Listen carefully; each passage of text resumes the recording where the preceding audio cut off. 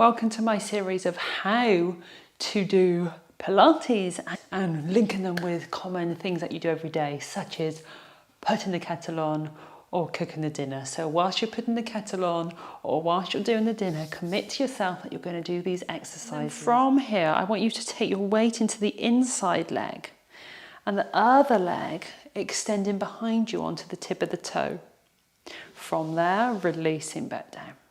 So you're reaching away. My posture stays nice and straight, so I'm not leaning forward or leaning back at all. Extend the leg away, stomach's drawn in, so nice and supported there, and then drawing back. Extending away and drawing back.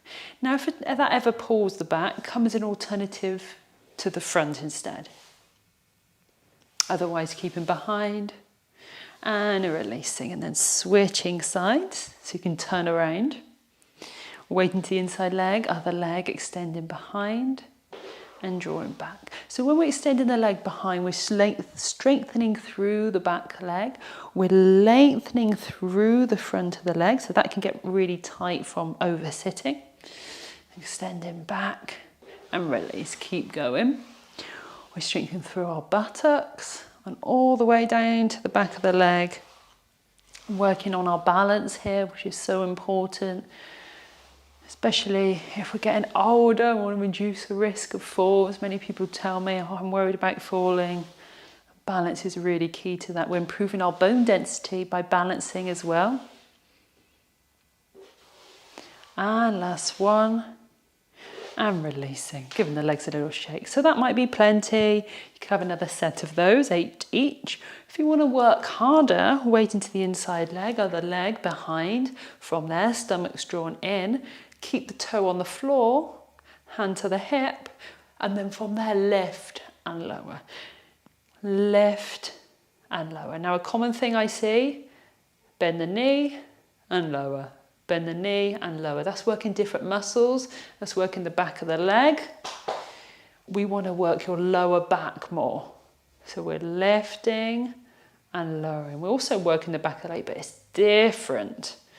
Lengthening through the back of the body, lifting and lowering. It's not bend and tap. Leg straight. If you find your knee bends, you can't seem to stop it, flex through the foot. That should help.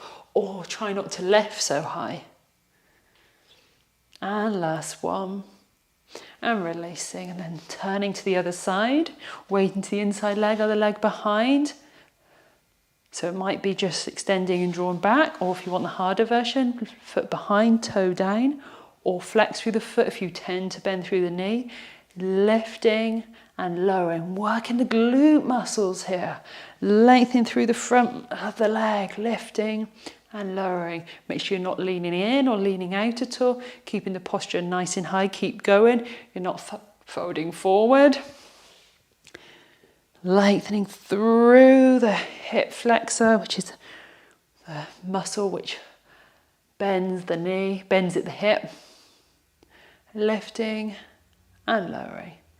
Lifting and lowering. And lifting and lowering and release and giving a little tap out. Well done. So let me know if you've been doing this. If you're going to commit for another week, every time the kettle boils or every time you cook, you're going to do this exercise, and please let me know how you got on. Drop it in the comments below.